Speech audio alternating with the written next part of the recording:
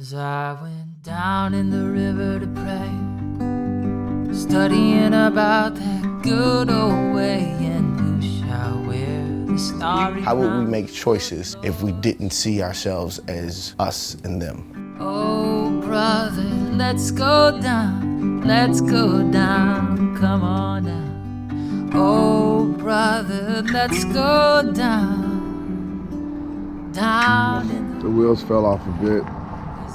And what is it, 20 hours later? 20 hours later, I'm still out here. What do we got, about 12 miles, 13 miles or more?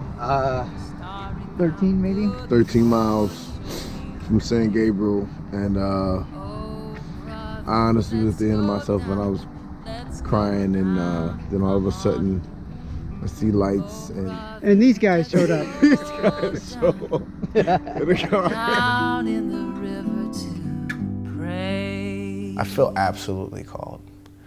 I don't remember a time in my life ever leading up to this and now in the midst of this where I've been more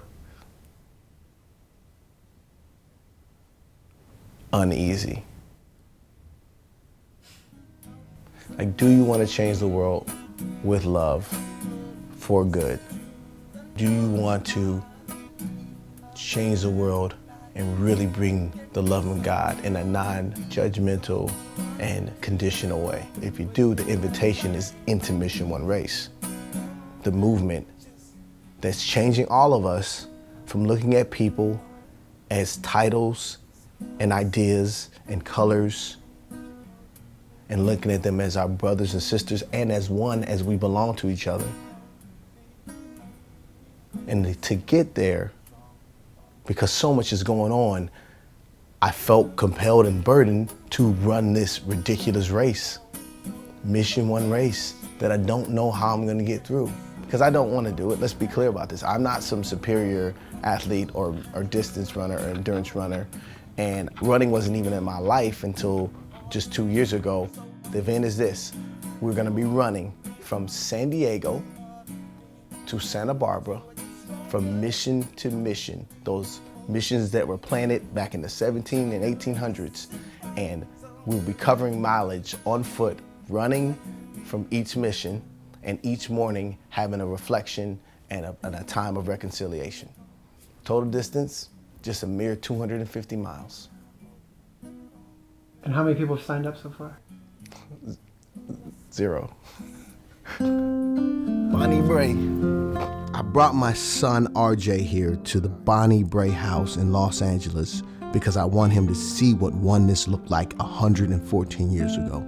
William J. Seymour was a one-eyed African American. He was used by God to begin a movement that crossed all boundaries of race, culture, gender, or ability. And there it is. Just take it in for a moment and think, we're free, but super divided. Why am I seemingly, maybe you can call it obsessed or so committed to having this conversation about oneness, about seeing each other and equally, because it's important. And it started here, the Bonnie Bray House, William J. Seymour, about 7 other people, and are already a diverse group of people too. White, black, Latino, all here in this Bible study, that right away it was radically one in a time that oneness wasn't even a thing. Jim Crow laws basically legalized segregation and racism were prevalent, but then immediately, from the very beginning, hundreds of people, then thousands, came from every different socioeconomic group, background, culture here in Los Angeles. So all I'm saying is we have to, in a lot of ways, go backwards to go forward. What happened with Azusa? How does this connect with now and with what's happening right now with us and One Race and things like that? The hope is with Mission One Race that we revisit what happened here at Bonnie Bray House, Azusa Street, William J. Seymour, who had more reason than anybody of modern era to be angry, a one-eyed black pastor that had to sit outside of a classroom to even learn about what he was preaching. They wouldn't let him in the classroom. Decided to walk in so much love that they said you could feel the love radiating off of him. And he was completely inclusive. Love is the thing that washed it all over. So I need a definition of Mission One Race. I'm gonna read it because I had to put it on here to submit it. It forced me to be thorough, so I'm gonna read it. So I can say what the legal documents is gonna say. Is that fine? Yes, sir. The specific purpose of this corporation is to use education, advocacy, as well as provide direct and indirect services to reach those negatively affected by inequality. Our movement is founded on the truth that we are equal, one humanity. Our mission is to shape the hearts and minds of the world. Not bad. I wrote that. Is that okay, Patrick? I'm one of 11 blended family. All my memories are of Bolingbrook, Illinois. So it's a southwest suburb.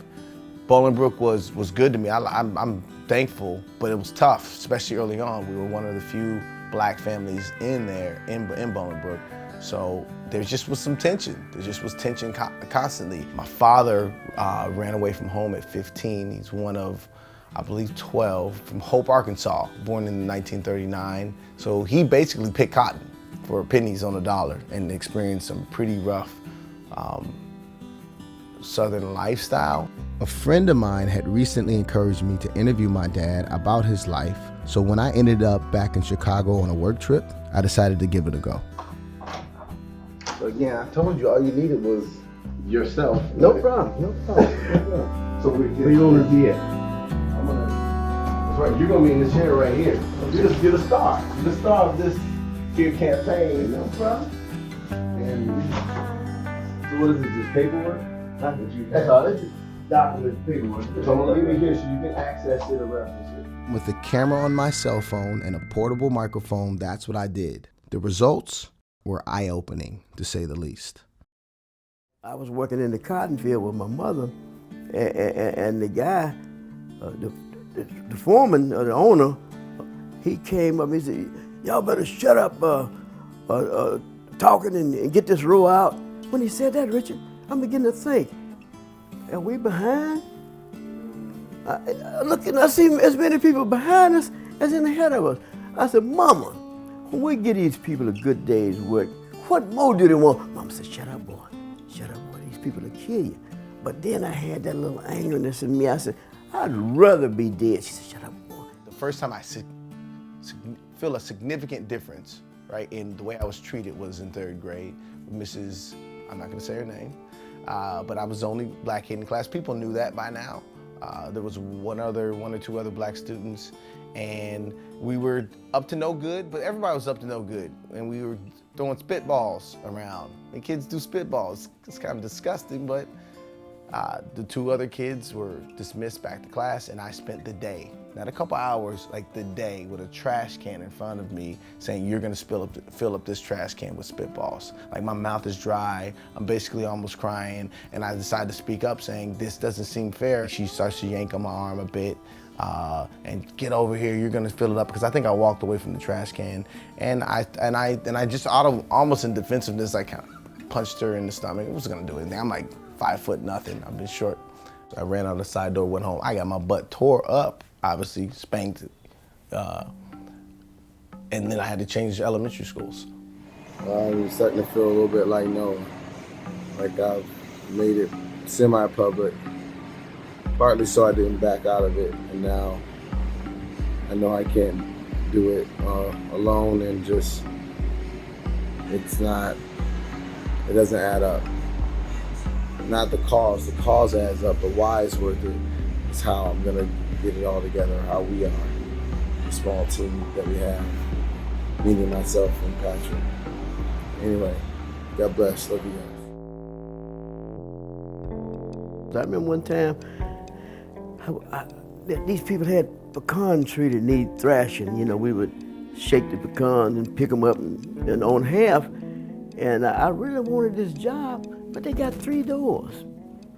And it looked like the side door would have been the nigger door. They had nigger doors, the back door, nigger door. So I go. A nigger door? Nigger door. They would call it why would they come? If they were help? Black help? Richard, when you go to a white person's house, you got to figure out where that back door is at. To visit, to knock on? Well, whatever the occasion might be. And let me give you the story. So anyway, Looked like to me this the side door would have been the proper door. So I goes and I knocks on the door. So, ma'am, do you want your pecans picked up? Go around to the nigga door. I go to the back door. No! She wouldn't even tell me no at the side door. That type of stuff was the type of stuff that hurt me real bad. That type of stuff was the type of stuff that caused me to run away from home, to leave that part of the country. Almost my next door neighbor, same birthday as me, said a choice word to me. I think that was the first time I heard that word to me. I snapped to almost a point where I blacked out. And I remember people pulling off of me. Ultimately, I think they moved. It was bad. And we're young still. We're like middle school or whatever the case may be, but that was my best friend. And I just didn't know how to deal with like him coming at me with that racial slur. I did not have the love of God in my heart or anything like that at the time. And it's so crazy for people to now say, man, how do you respond to things like that now with this? But I know it's not me, because the default me is that. Like, you offended me, I'm pissed off, I'm going crazy. It's not right. And I lost a friendship out of it. I mean, maybe there could have been a point of learning that. I don't know. I just snapped. There's not some fairy tale story of we're friends again, but there also isn't. I think we've reconciled. But we had a conversation, me and some whites out at Leisure Lake, and we was talking about name calling. And the funny thing about it, nigga is universal. In the South, I called a white, I told him what we call him in the South, he laughed. He never even heard of peckerwood before.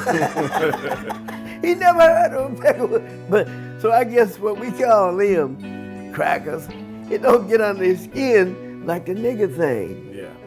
We probably associate that with slavery. We associate that with that type of hate that came through that slave system, that slave domination and all that stuff. Because that was the word they drop on us, man. So does that affect you now? How did it affect you? That's what I'm talking about. It's hard. How does the N-word affect you? It's hard for me to find somebody that's stupid. Is there still some people around doing that? Unfortunately, yes. I felt decent today. Mixed it up, some on the treadmill, some outside. But my concern was it was just a bunch of weird energy. What I've noticed is, as I've personally made a confession and a commitment to living this Mission One Race out, just weird things in the ether have been, from people have been testing me. Like, even I just had a racial slur come at me out of nowhere the other day. It's been a while that it's been outright like that, and then just a lot of just weird energy. Minor things, but major, because they're consistent offenses, and just trying to stay the course and keep myself grounded. If one word from anybody can cause me to lose all of my sense, control, integrity, even my reputation, think about how much control a person has over me then. Than anybody. Think about it. At any moment, anywhere I am, they can hit me with a nigger. Oh, snap! Like, no matter where I am, think about that. Think about the control of that. I start divorcing myself from that and saying, I'm not gonna not address it, but you're not gonna get me to be a maniac in here with one word. This is what happens when you're at home, RJ. It's coming. We got, this little UPS ground. We got a whole bunch of boxes here and letters. All right, so what we got here? So these letters won't be it, I don't think. Mission One Race, Richard Relaford. Unreal, man. So when stuff like this happens, Patrick, when stuff like this happens, it's just like, come on. You can't beat this, man. You can't, come on. It's been such a tough week. It's been such a tough journey already, and just barely getting into the training, but just getting the organization going. Seeing that makes me want to cry.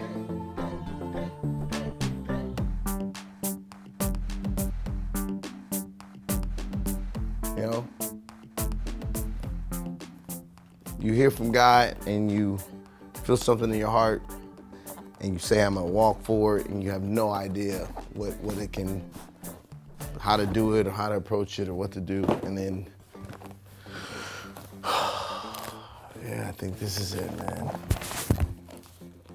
Your nonprofit corporation is now active. It's official, it's incorporated. Mission One Race was an idea, a concept.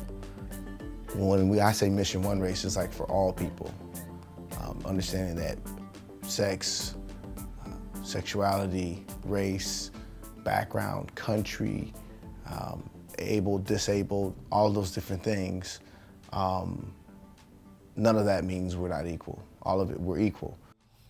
Hello, let me adjust this. Let's see what we got here. Oh. Okay, that didn't go well. It almost feels like it's faded more.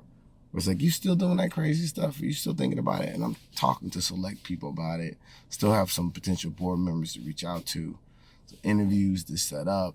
It's all time, right? And that's on top of the training. It's all this lack of time. I'm saying, God, what have you called me to? And it's just one of those moments, personally too. Just, I haven't really touched my personal life. But I'd rather live in this cause. I'm not hoping for death, but I'd rather die in the midst of going after what God has actually called me to than not. Fourth grade teacher, Mrs. Vanderlinden. I'm saying her name. She deserves that. I am sitting here in large part, I guess being a somewhat positive person because of Mrs. Vanderlinden. There was a continuation from third grade into fourth grade into this new school where there was nothing in me that behaviorally shifted. So I was doing my thing. So I'm in this class, a mess. Mrs. Vanderlinden, right? And a white, kind of the haired, larger woman, like chill spirit. I don't remember her yelling, but you knew she didn't play though. Look how good she is. Not only did I come in acting up, she didn't just forgive me. She asked the question, what is wrong? What's this young man's issue? What's going on below the surface? Most of the time you get moved to the back of the class and forgotten about, right? Something like that, back of the class or dunce cap, that sort of thing. She moved me to the front. I just thought about this now, to the front on an angle like this. So like the class was here and I was sitting front left. I'm just going through this, such smart woman. So she would forgive me every day. It wasn't like the day before she would come in like, I already know, don't start any crap today. You know, like forgave me so much so that she then got interested in, because I think she saw that duality of me. This kid is not a bad kid. So she submits, and I think it takes her a year, because remember, the school district knows my record or whatever the case may be. She submits, and by the end of the fourth grade year, I get tested for honors classes. Mrs. Vanderlinden was still watching out for me in this fifth grade class, following up to where I get this letter, your son will be in honors classes. Man, I'm so thankful, academically and athletically, because I never got off that, but I started getting exposed. I got an opportunity to be challenged. So because I was challenged more, I had less time to misbehave, because they found out this kid, this is easy for him. So once he gets done, that doesn't excuse him for his behavior, but once he gets done, he's gonna raise hell. So keep him busy. And it started with Mrs. Vanderlinden. Now I know she's Dutch. And what about Dutch? And if you ain't Dutch, you ain't much. I like that. See, there's nothing wrong with being proud. See how that's good? That's not like everybody else. When I say like Dutch is it, all other races die. You know what I'm saying? People get like, but it's cool like that you're proud as you Dutch. And I love the fact that we found out another moment of our bromance that the teacher that changed my life is Dutch. Of course, God. Isn't that crazy? I thought she was German the whole time. After a while, I began to see some white folks that didn't seem like they need to be destroyed. I remember a white guy standing on the back of a caboose throwing me some quarters going west. Black as I am, I know he couldn't mistake me for nothing but a black kid. So I knew that was for me. And in my mind. So just acts of kindness. Yeah, acts of just kindness. Acts of kindness brought me out of some of that hatred that I had that incubated, risen up in me. The only thing that stops the cycle back and forth is forgiveness. Like the only, like it sounds crazy and tears in their eyes and everything else, but what if that man could change? Because then who would he change and so forth? All right, let's do this. February 12th. This is your brother, Rich Rell, Richard John Rutherford, Mission One Race. Hitting a very not motivated moment, to say the least, where I'm doing 9. I'm not gonna get into a why. I've already done 13 today, but I don't feel like it. I've had some draining emotional things going on. Today I'm also physically already there. I mean, at the end of myself, and I'm going out here for these 9 miles, and I'm not in an awesome mood. Memphis, Tennessee, in the United States of America. The reason I've come to Memphis is because I wanted to visit one of the hotbeds of the civil rights movement. It's the home of the Civil Rights Museum, as well as the site of Martin Luther King Jr.'s last public address, his mountaintop speech. While on my morning run, I came across this dedication to Tom Lee. I had never heard of Tom Lee before. Tom Lee was a black man who in 1925 saved the lives of 32 people from drowning despite not knowing how to swim himself. To me, this dedication is especially significant because the language has been changed from the earlier version just a few hundred yards away. Look here just quickly and just take a look at this epic dedication as we have barges going behind us. This is the Mississippi, folks. This is a white man, just to be clear. This is a black male, formerly called a Negro in the dedication. Now a man. Late afternoon, Tom Lee steered his 28th skiff and carrying the members of Engineers Club of Memphis, and this man saved them. Not a Negro, a man. This is the original wording, a very worthy Negro. It's titled. Really, I don't have to go any further. Similar story, Tom Lee with his boat saved folks and so forth. I think it was updated wording. I don't know the people that did this, whether they did it on purpose or not, but they made a statement in my heart, and I hope in yours as we share, that we can honor people, update it. They moved the monument over there and took that title, that objectification of an entire people or man out, and just left the honor. So that's us moving forward. What's behind me, larger than life, I mean, mixed feeling image, you know, with the Lorraine Hotel. If you don't know about that, this is where Martin Luther King Jr. spent his final moments, just in there in that room. You see the reef. I guess, how am I feeling? What am I thinking? I just went through the National Civil Rights Museum, which is built around the Lorraine Hotel. This is a lot of this energy, history, confusion, anger, hope, all of it mixed in between. Even in the civil rights movement, if you look at some of these images, there were people speckled throughout that said, no, something's not right about this, and sacrificed themselves. Injustice anywhere is a threat to justice everywhere. Those are foundational statements. He was not a pro-black man. He was a man that was pro-humanity and oneness and fairness and justice. That's why we're here, and did it in a peaceable way. Non-violence. Hate does not drive out hate. Love only drives out hate. So what I hope to leave it, and I think I did leave it, though my heart's very heavy, and there'll be more thoughts after it, is at least this. At least he can say, and then one of his final statements is, he was a man that tried to love, that tried to serve, tried to stand up for justice, and that's what he said he wanted to be remembered by, and that's what this represents for me. Visiting the Mason Temple was special. To be able to walk where he walked and see where he made his final public address fills me with a sense of awe and gratitude. Just imagine this room resonating with his voice saying that I believe we will get there. I think we can agree upon that Martin Luther King Jr. stands for something that is good, that is pure, that inspires, He has influenced my life and motivates me to try to continue his legacy.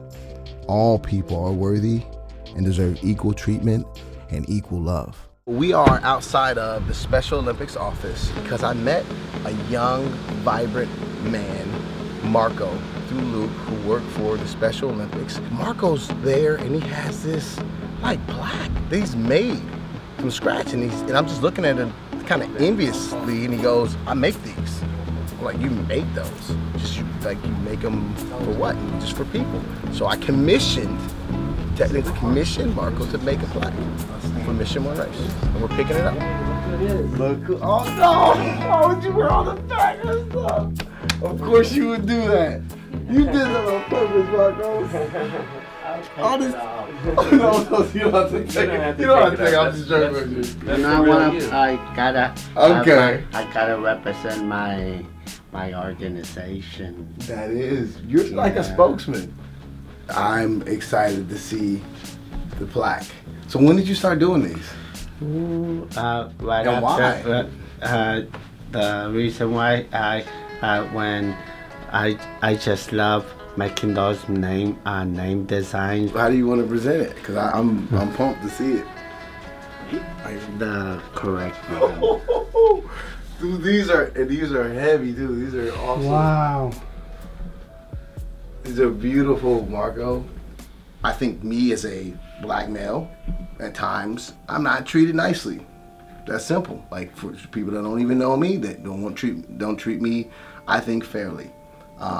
Because of maybe I'm a minority or whatever past experiences may be. Has that happen to you because of your background and your intellectual developmental needs? Have you seen that? One day I was inside of a bus, and that's when the lady in the bus was using the R word, and I ended up correcting her, and I told her, Miss, the correct word is intellectual disability. That word offends us when we hear that word, and sometimes it kind of like gets me angry. So I'm gonna say this right now. You just schooled me. Because I'm telling you, like, people won't admit it. Oh, look, thank you for this. Because part of the mission is educating people.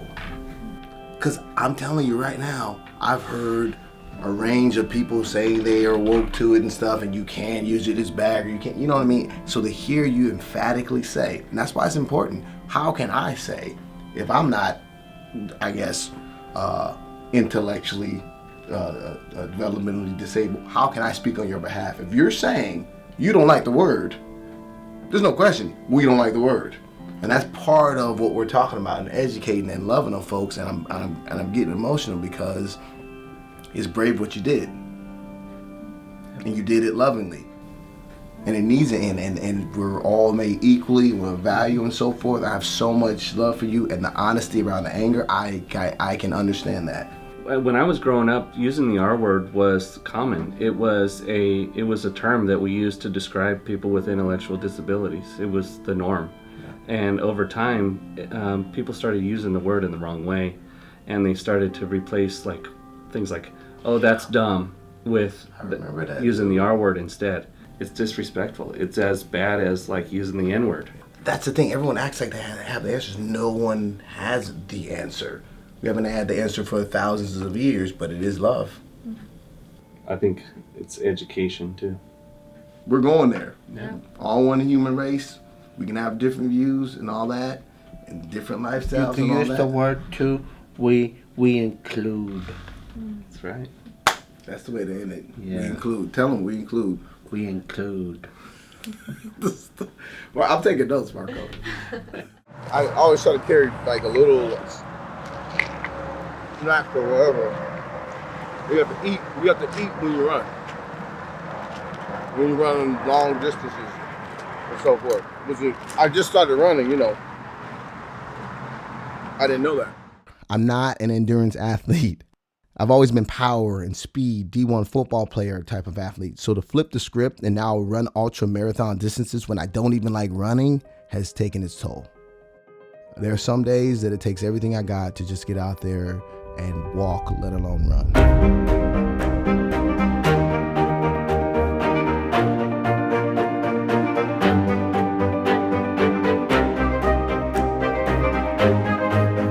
God presented, introduced in the right way is always welcome.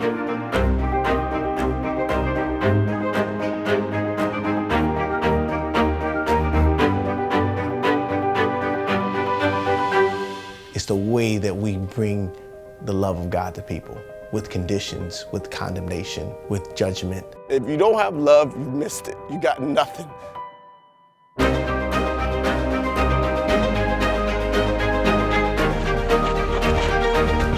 We're always looking for someone else to do it. Martin Luther King Jr. was a man. Mother Teresa was a woman. These are people. Even if you go to the Bible, those are just people. And either you do something or you don't. Either you try or you don't.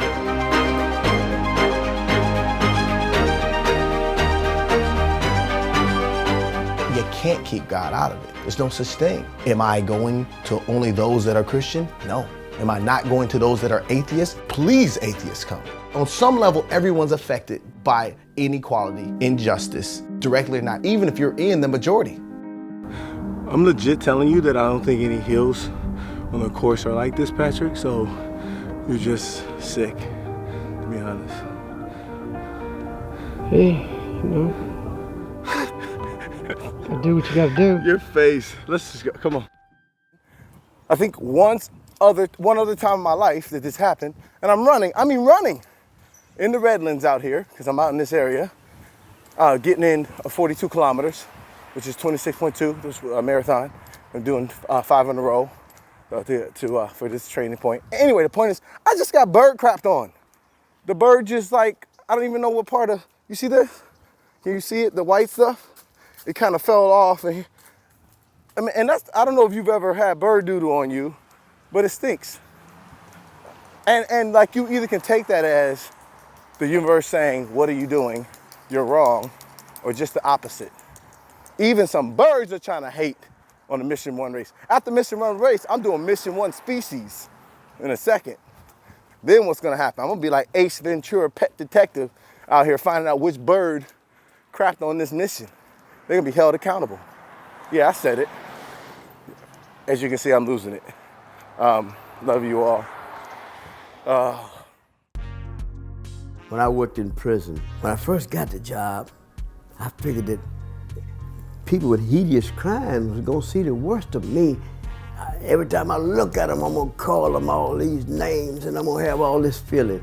That would kill me quicker than it would anything. You can't hold that mess against nobody. You really can't. That type of hatred, it'll destroy you. It's a non-issue to me, Richard. That stuff that happened, that's a non-issue to me. I'm just so glad I don't have to go through it no more. It almost looked like it's a possibility. I'm gonna leave that alone. We're gonna leave that alone. Yeah, that's a whole nother subject. Yeah. It has to begin with radical forgiveness. There was a very significant tragedy that happened in my family, and there was an offender, a young white male. And this is the most I've been challenged to, I would say not even a week later. I literally heard a whisper as I'm sitting there with tears in my eyes, trying not to go find him, because it wouldn't be hard. It was local, wouldn't be hard. Saying, you have to forgive him. I said, no, nope, you have to forgive him.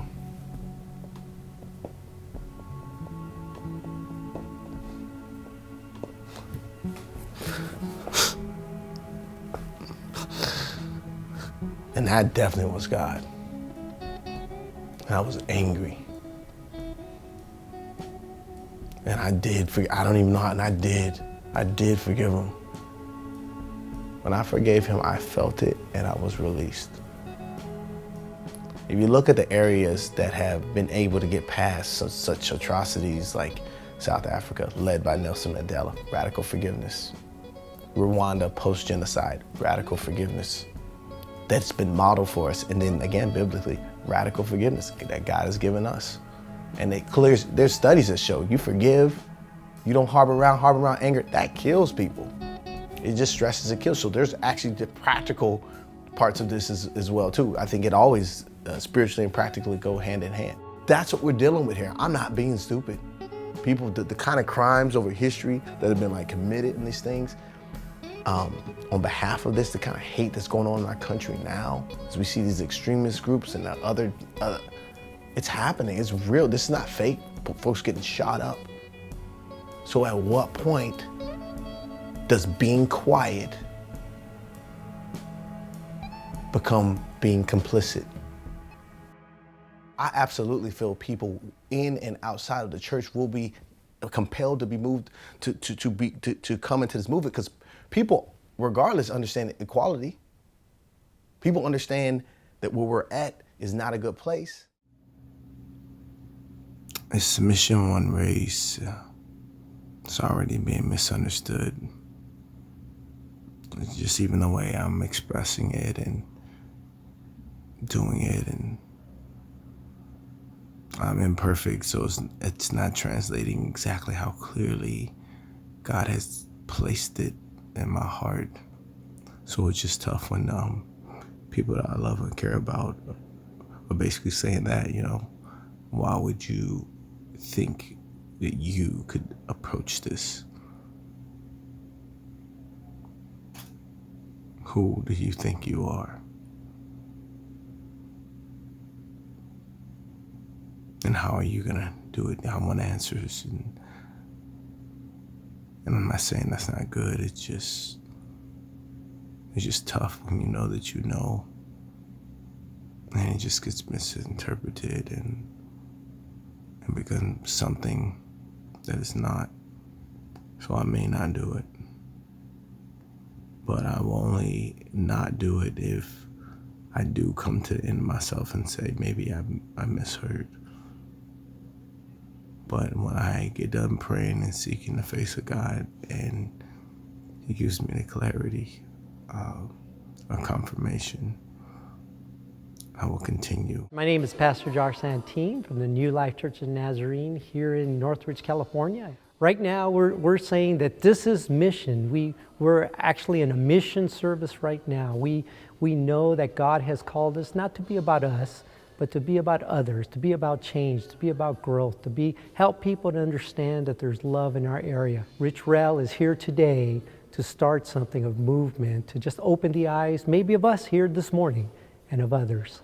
Despite my fears and doubts the day before the event, we're launching Mission One Race at New Life Church of the Nazarene. Oh, they didn't have it all figured out, but they trusted in a Jesus who transformed and changed their life. This week, Lord, I ask you, empower Rich Rel, give him the strength to endure.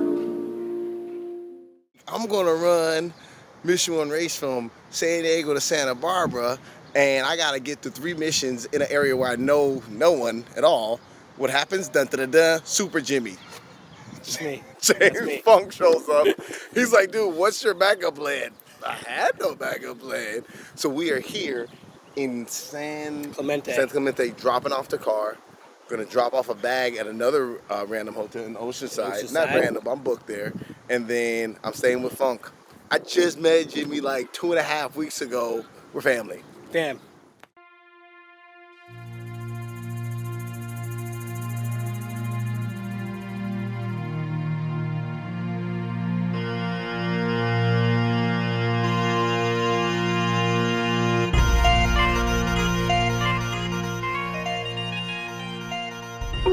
Oh, here it is right here. Yep, California's first mission, established July 16th, 1769. John 3:16 never gets old. And I thought about it, I was like, oh, that's kind of cliche, kind of Christianese. And listen, if you're not of or faith-based in looking at this, just know that that's not what this is about. I'm not proselytizing anyone. I'm just telling you out of my heart, I cannot help that the love of God is why I'm doing this run. Because I love you. Because I see you. Because the church has been possibly misrepresented as the enemy to you, and I'm saying there are people out there, Mission One Racing and identify them within and without of the church, that actually say, I don't care about your background, I don't care about your past. Matter of fact, I do care, because are you hurting? Come get a hug. You know what I mean? Like, I care on that level. And that's, so if you can't find anybody for some reason, just circle, holler at me. You know what I mean? That's what this is about. But the verse is John 3:16. For God so loved the world that he gave his only begotten Son, that whosoever believe in him. And I don't know why I'm crying. I'm crying because there's no pre-qualification. And I'm sick of us drawing lines. We are not different. We're uniquely the same. Love, everyone gets it. And we're going to transform ourselves and the world one heart, one mind, one soul at a time. And it starts here at 250 miles. Right out the gate, I'm feeling good. My spirit's strong, my legs are strong, but after 39 miles, it begins to sink in that I've bitten off more than I can chew. As I approach the mission, I hear bells off in the distance. Physically and mentally, I'm fatigued, but it's a welcome sound because it reminds me that I'm doing something bigger than myself. Just like you, give us a heart and compassion for those that are in the margins, so we can be more like you and love the way you love. Spend less time judging and more time serving. In Jesus' name, amen. All right, see you guys. The next morning, I decide to get an earlier start. And I'm glad that I'm even smiling or standing. I just giving you an update of physically, out of 10, I'm at like about a 4. Emotionally, I'm about at a 7. That did the work in me. And then I say spiritually, though, I'm at like a 9. I'm gonna go, and I'm not gonna stop. This was not the best decision I've ever made. I couldn't get around the base, so I got up on the 5. I think all of this is the base, I'm not sure. This officer, you guys, I don't know if I'm ever gonna tell the story right. This guy's a stud. He basically was like, hey dude, I got caught up on this expressway. And he was like, you can't do this. But he was like, anyway, he gave me directions, get off at Las Vegas, and then asked the base to let me. There he is, you see him? Hopefully you saw that. Oh man. And then he says, hey, I might want to do that. I told him running for the mission, to the missions all the way up to Santa Monica. He goes, wow, I might want to do that. He basically told me, yeah, like, no, you have to get off, so he's not breaking the law. He's telling me you can't do this. I told him how I got tapped on it. He said, I'll let you run to this next exit. You get off and there's gonna be a gate. And you just ask them to let you run on that road. Anyway, what a moment. Unbelievable. The positive interaction with the police officer inspires me for a while. But as the miles add up, my legs grow heavy and my energy drops significantly. My pace slows down and I feel like I'm barely moving. But I just keep trudging. Mission San Juan Capistrano. I am not doing well physically. Spiritually, strong because of the prayers. Emotionally, a little bit of a mess. But I kicked 0 butt. I just prayed and no exaggeration, barely made it here. Extremely humbling.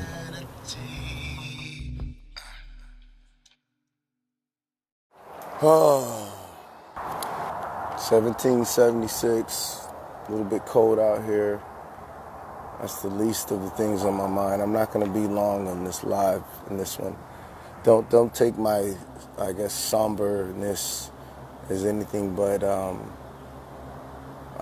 not naive to know what's ahead of me. And I'm just gonna say I'm thankful that I can even walk. I couldn't walk last night, like literally couldn't walk. I couldn't walk in the middle of the night at 12 o'clock. I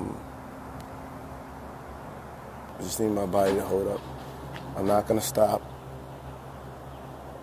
Lord, please don't let my body stop me, because people need to know that you love them. You love us the same. She's made us uniquely the same.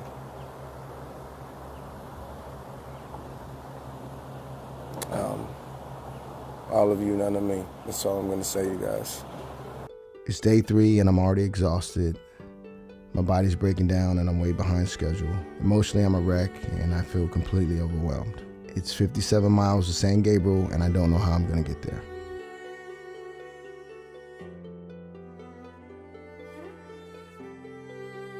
I live 13 miles from here, so I was kind of waiting for him to get closer to my house to come out and start walking with him. Sure. You know, but this guy's crazy. Yeah. But what he's doing is amazing. So we're gonna start. All right. Start walking. All right. Let's do it. You're gonna be in the follow car, the pace car? Yeah.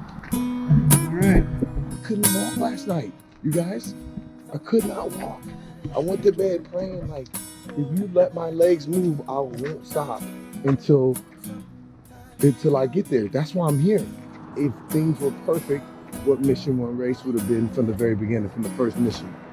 That's what I'm feeling right now. So it took me like being broken, right, and walking this AM to like this is Mission One Race. Look around. I mean, literally, just so happens that you have a Caucasian, 2 black males and a Mexican. Yeah, I mean that's like accidental, but also it's Mission One Race. It's family. Okay. Ironically, several months earlier, I convinced my friend Patches to meet me at the San Gabriel mission, the exact place I'm trying to get right now. All right, so I'm going to get over here and just be your light man. Yeah. You're the cameraman today. So be the I'm light man. So here's the deal. San Gabriel Mission in San Gabriel, California. We will be back in this location basically April 11th of 2019. This is the second longest leg. 57 miles through some pretty rugged terrain. In one day? One day. Yeah, the mileages are, and I'm saying them like this is easy. I've never done anything like this before. The Ironman, oh gosh, dude, you're gonna have me burning. I gotta do some working out now. This is heavy. I'll hold it for you. Oh, thank you, gosh. Don't make fun of me. Founded 1771. These missions have a mixed emotions to them. There are many people that were segregated and done wrong in the name of religion and other things, but not all of the heart of the mission or the intent behind the mission wasn't all dark. It became dark in some of the exploitation of people and so forth, but I don't think the original heart of it was that. This is where I'm gonna finish. It's a little creepy, to be honest. It's epic, but it's a little like, there's some stuff that happened here, for sure, right? Like, this is history.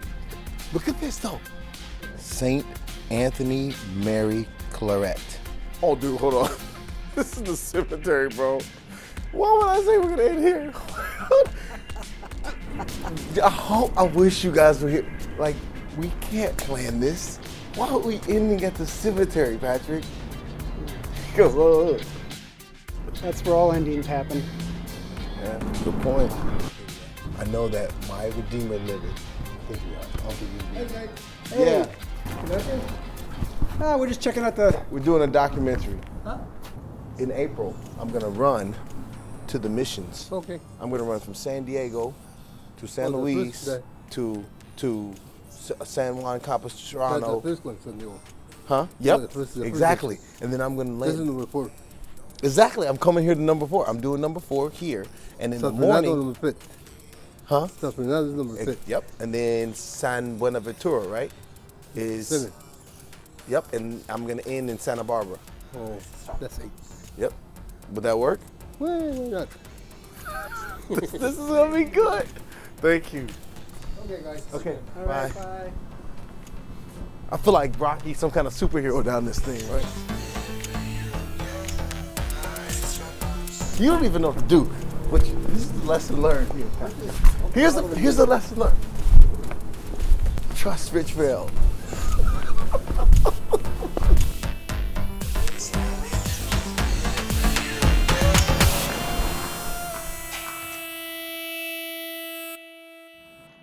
We're just stretching out, you know.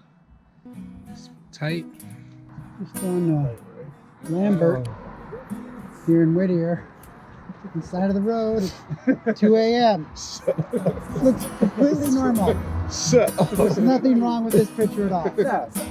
One guy's holding the light, another guy's got a camera, third guy's got some dude's leg. Right. This is normal. It's totally explainable.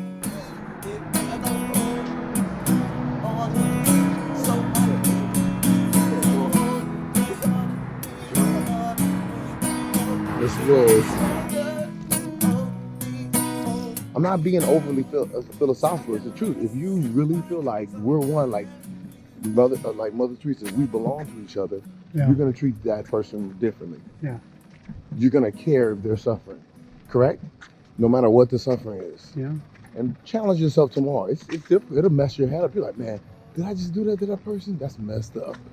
Right. It'll mess you up. It'll mess you up in a good way. So I'm trying to mess people. You live out oneness, it changes everything. I've been running, well, actually mostly walking by now, for almost 29 hours. By the time I finally get to San Gabriel, it's 9 a.m. the following day. We are now in San Gabriel. Rich Rail has come in. He's broken. He's supposed to be starting his run right now to San Fernando. He is messed up right now.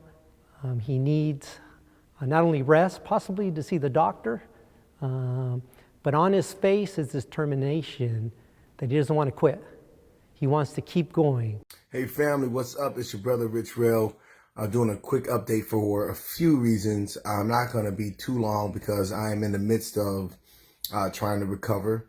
I'm saying it very calmly, but it is it's urgent. It's a form of 911. I don't say 911 like I'm in a hospital. Thank God I'm not. I ran close to 60 miles from Mission San Juan Capistrano to Mission San Gabriel, and I made it.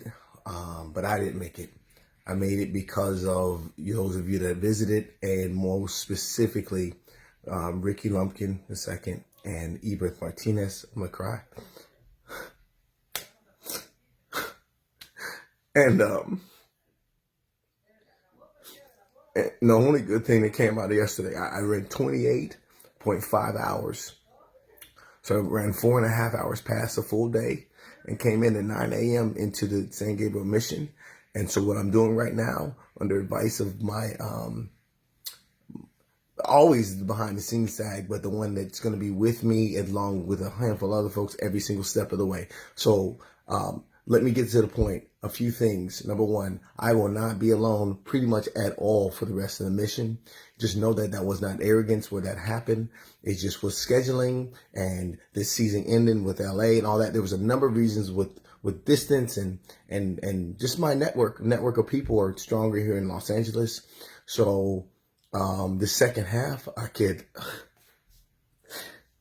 if God allows me to keep going, you guys come out because that's the only way I'm going to finish. It's the only way. So what's happening here? I'm safe. But Pastor Josh, shout out to you. He said, no, you cannot start after arriving at 9 and try to roll right into the 9 o'clock, San Gabriel to San Fernando mission. And I'm not even sure we're going. We got to see how your body responds. So he has me on a recovery plan and sleep and all that stuff. So I'm seeing what happens with my body. So it was never really designed for just me to do it. And maybe next year the iteration was always going to be a relay of sorts, but we're going there now. So I need folks to tag in. I know I'm rambling a bit. I need support and gear. just seeing your face and bringing things and supporting. But remember, when you come do that, it's there to support. I got to keep moving forward. I made that mistake last time. I got to keep moving forward. It's not personal, but you got to love on me while you're moving. Let's recharge. Let's change this to night run. That way you don't have the sun hitting on you. You don't have the tension of other vehicles around you. You're just all alone out there. That'll take some of the stress off. But mainly we need you to rest. I think the beautiful thing is, last night the way it ended, Mission 1 race actually began yesterday. I really feel like in my heart, because I could cry. There's no way I would have made it. It's just like we cannot do this alone. Like I would not have made it. That day has both inspired me and scarred me for life. So God, lift him up and strengthen him for the next few hours as he runs for this incredible cause of oneness. In Jesus' name. Amen. Amen. I turned 40 at right at 12, right, 12:01. Then I got tired. What kind of trick is that?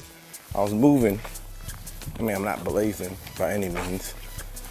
So anyone can come walk and join me on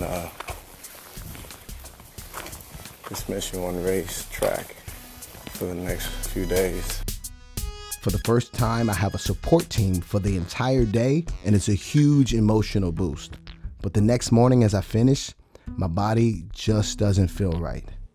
I still can't walk without a limp, and my pain level is at a 10.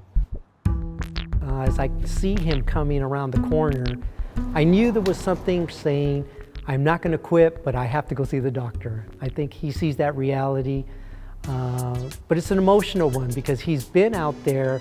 We're talking over 150, 60 miles now. I am at urgent care.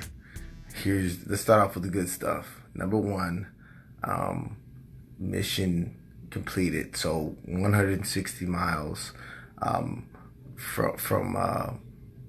San Diego to Oceanside to and don't make fun of me, I know I'm on my mind, to San Juan Capistrano to San Gabriel. That was the 29-hour one. And then last night, 12 hours from San Gabriel to San Fernando. So here's the deal. This leg, and I think this is what it should be, from Mission San Fernando to Mission Buenaventura, we're putting together a journey team. There's just some things that I needed to make sure and get checked out, and I mostly did it for my kids who were concerned. So anyway, but that gave an opportunity to do what it was always going to do anyway. The journey team, if you want to be on that journey team, you need to text me, and I'll text you Ryan's information. She's coordinating it. We have a group of people from Simi, Patty from Palmdale, folks already. It's not over. So here's the plan. They're going to do this leg. We're doing this together. They're going to do this leg, and then I'm going to do the final leg going into Santa Barbara.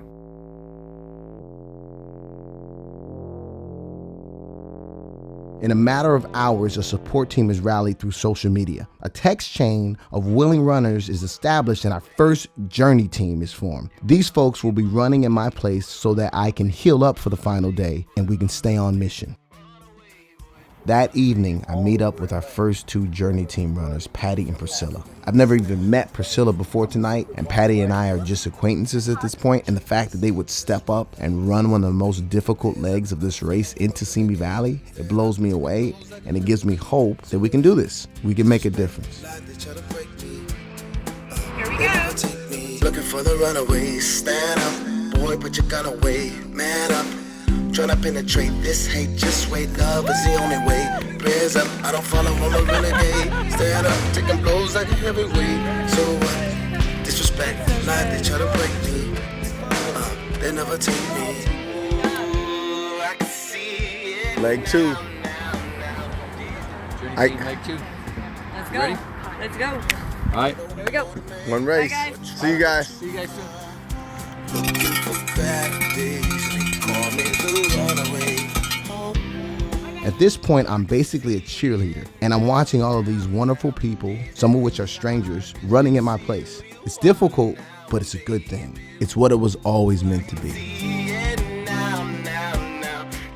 How much better and sweeter is this with all these people now connecting?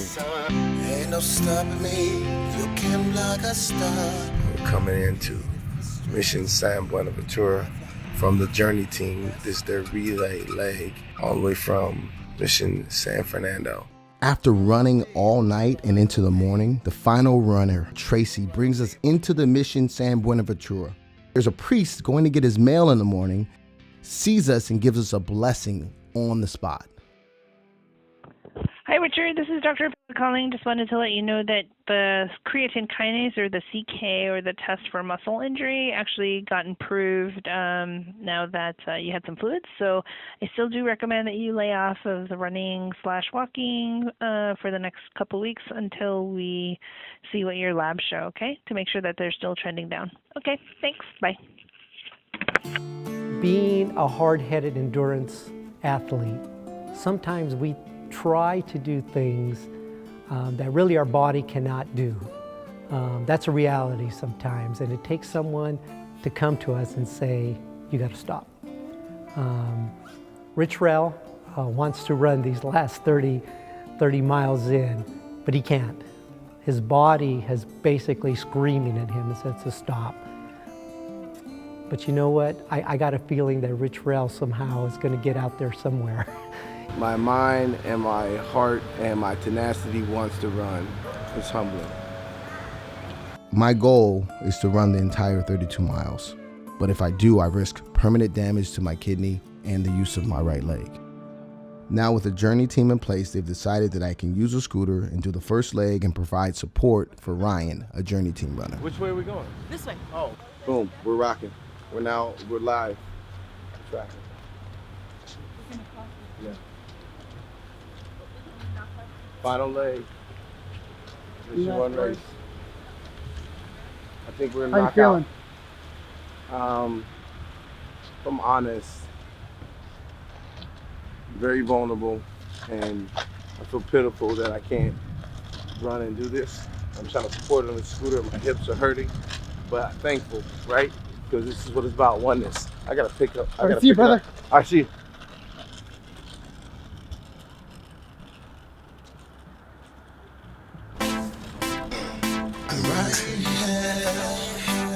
Sitting down, facing down, but I want to get up. But I'm froze, but I'm strong. Right now, I'm just giving some sag support on a scooter to Ryan. Kicked off the first leg on day 6, the final day of Mission One Race. Here we go.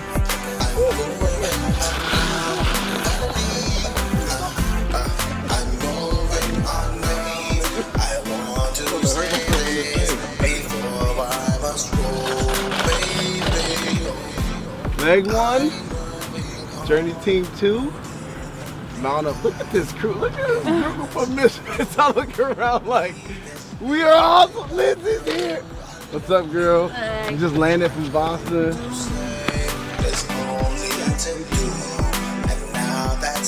Seeing all these people come together for oneness fills me with joy. I can't even tell you how overwhelmed I am right now.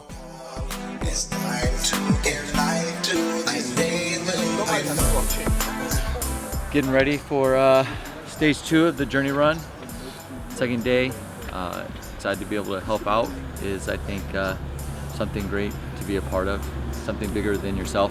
Listen, I'm familiar with the caliber of man this is. We didn't have a ton of conversations, but teaches, am I right? Yep. Shared with his class some of the oneness and conversation that we've been having, found out about it, and he was like, I'm in. If my body had to break down again for this to happen, I would do it. All right, Tag, you're it. All right, Tag. Oh, this is Tag! Mona started.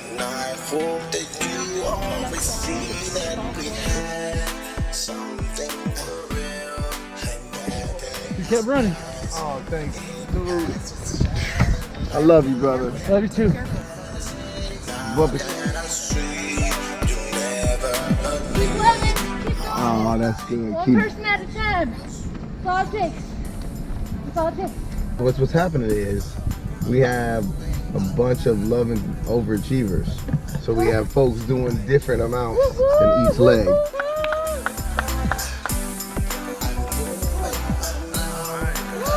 I'm running to the thing. You got this, Mona?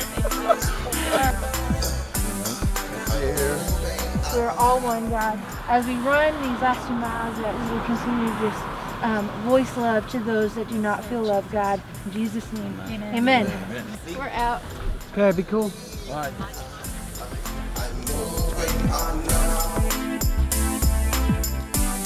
As the team continues to run into the night, I can no longer keep my eyes open. Well deserved. Yeah. You just hit the play. All right, have a great run. Thank you, thank you. Bye God bye. bless.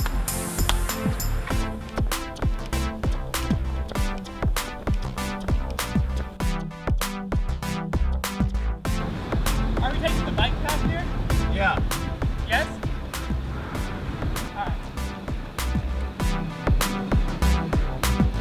Let's go. Alright. Alright. 995. Yeah. Woo! Feels good. Thank you. Thank you. Great Thank job. you so much. So it's 4:37 right now. We just got to the Andre Clark Bird Refuge, Santa Barbara. We're about 5 miles or 8K away from the Santa Barbara mission. Ooh. So this was the second to last leg. That last little bit to the mission is going to finish the whole thing off. Mission 1 race, year 1, will be complete. Hallelujah. This is big. So Rich is out. She's now fallen over.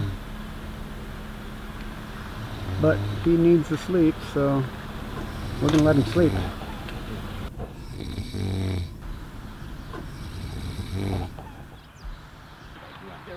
We are at the Santa Barbara Bird Refuge and we have about 8 kilometers to go to finish this thing.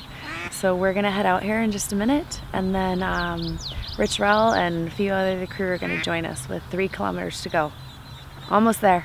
And where are they right now? They are sleeping right over there, getting some much needed rest.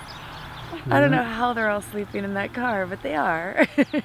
After finally getting some rest, this morning I'm emotional when I'm greeted by our last journey team.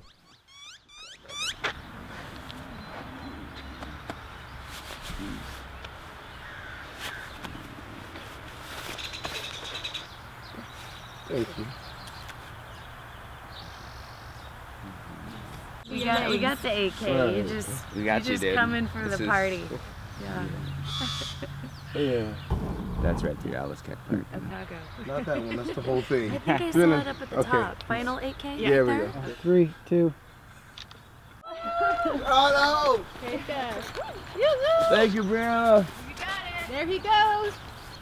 And I'm gonna hit that 3K like nobody's business. I'm determined to run the final steps of this race, so I'm heading to the 3 kilometer mark to meet up with our journey team. Patrick has set me up with this clunky over-the-shoulder action camera so that we can live stream the last steps of our 250-mile journey. Yeah, what's going on? Oh no! Oh my God! This is Chris Benedict. And what are we waiting for? And what are we hoping for? DJ Ability in the horn! What are you running for me? As I'm about to run the final leg, friends and supporters from around California surprise me by showing up to complete this race with me. Oh my goodness. I really hope someone. I really tell someone. What is it? It's been a roller coaster of emotions, from doubting myself and the mission to feeling absolutely helpless and pathetic on those first 3 days. Then seeing people run in my place, and now I'm just surprised with this outpouring of support.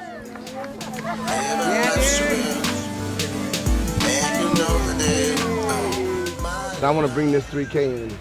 I mean, it's gonna hurt. I want you guys, if it looks stupid, I'll hop on the scooter, I'll do whatever. But I think guys gonna gonna bless me with the 3K. We are uniquely the same. We're made with love. We are one. God loves us. He meets us where we're at.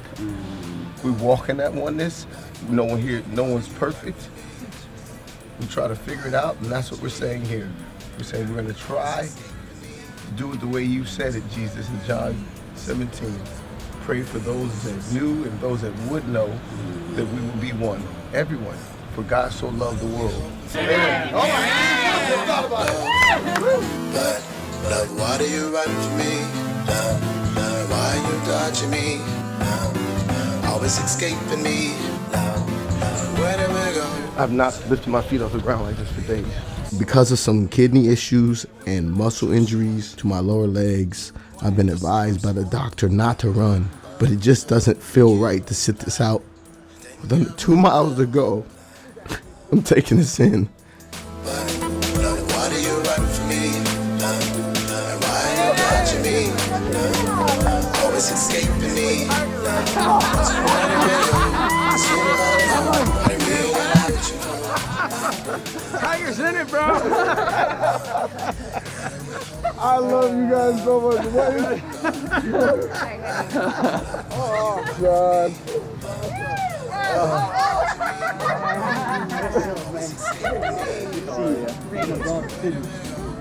I know. You're gonna turn that corner. You're gonna gotta keep going. See the mission. Okay. And what are we hoping for? But, love, why do you run from me? And why are you dodging me? Always escaping me. So where do we go? Does anybody know how to really love you?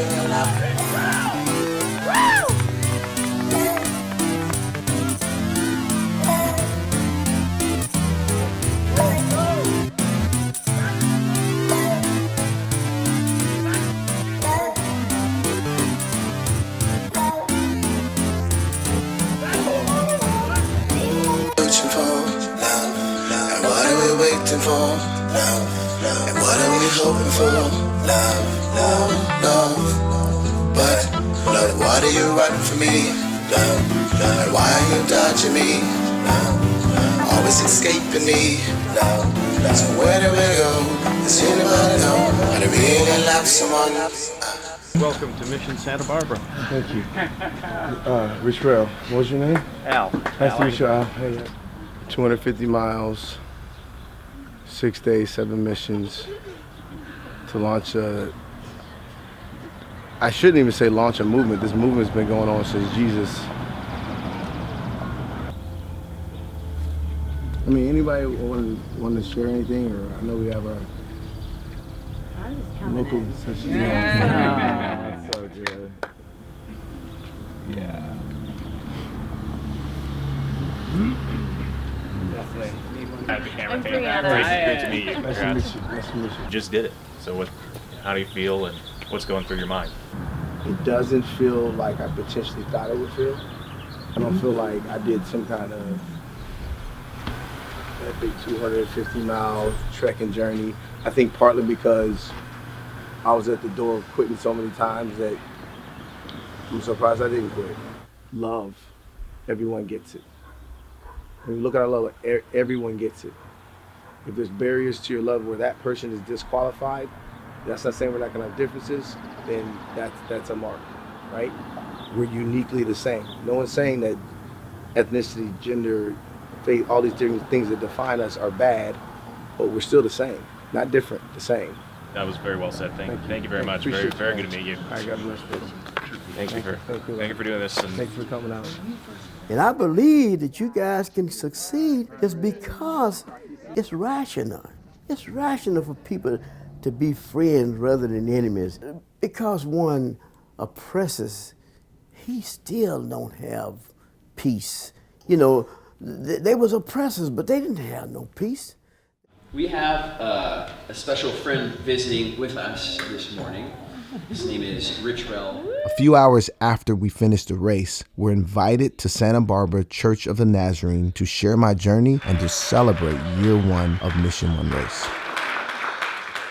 So this organization needs ideas, help, funds. So the actions are give, you give a link to it, join, and it costs nothing to join as far as like if it's in your heart. And I would say volunteer or lead, because there's a hope that whether it's attached to the church itself or independent community, that we have communities where people are actually having this conversation and living it out. That's really good. I felt like the Lord just said, blessed are the...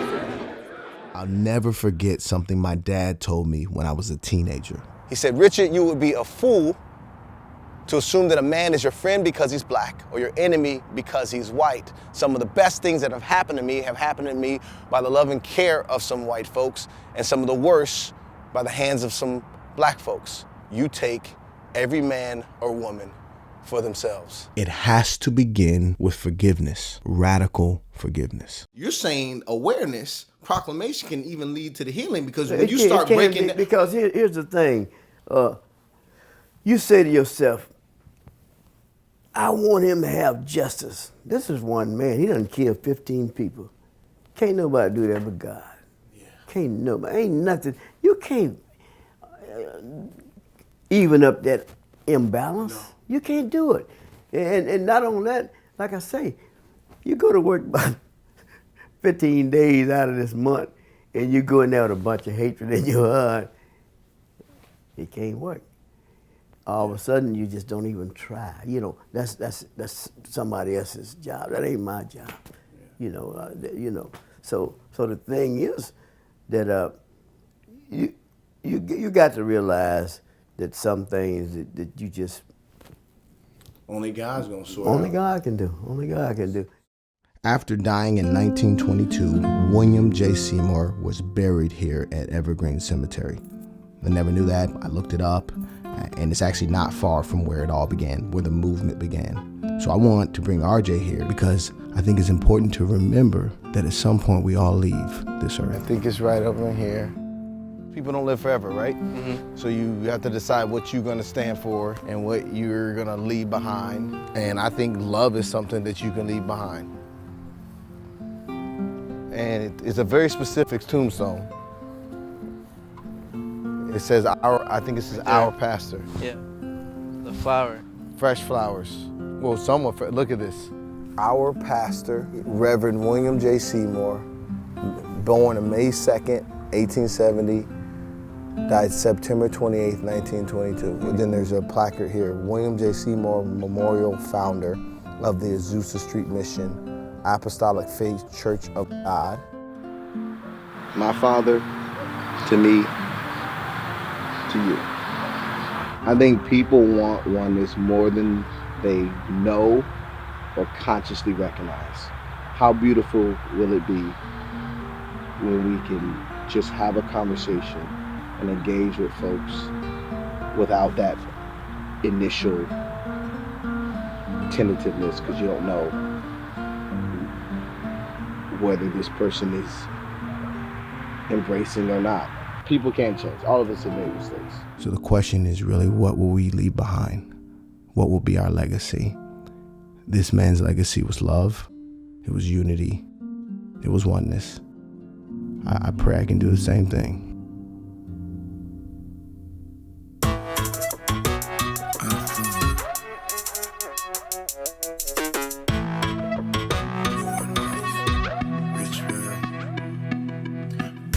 Make them boogie, make them loogie. Looking at my life, man, make them think twice, man. Should be what I should be. Who you telling? Get out my face, man. Reppin' one race, man. Who is you? Who is them? This who I am. This my gem. Doing me. Just treat me like a rebel. I'm just like I am. Doing what I can. But we make them boogie, make them boogie, make them loogie. Looking at my life, man. Make them think twice, man. Should be what I should be. Who you telling? Get out my face, man, reppin' one race, man. Who is you? Who is them? This who I am, this my gym.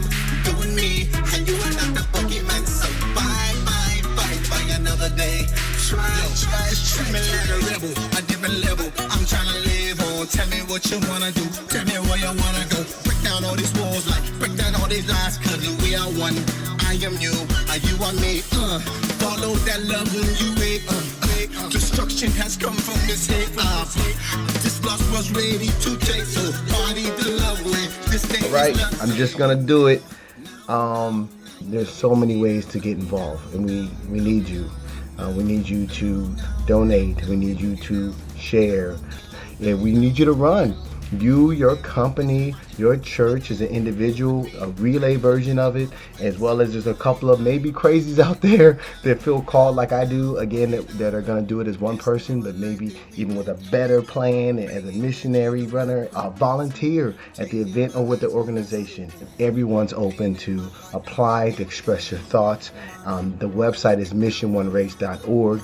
The 2 podcasts associated with this are Mission One Purpose, as well as We Are Uniquely the Same. We're on social media, we're on different platforms, and just look out for us. We'll reach out, but be proactive, reach out to us.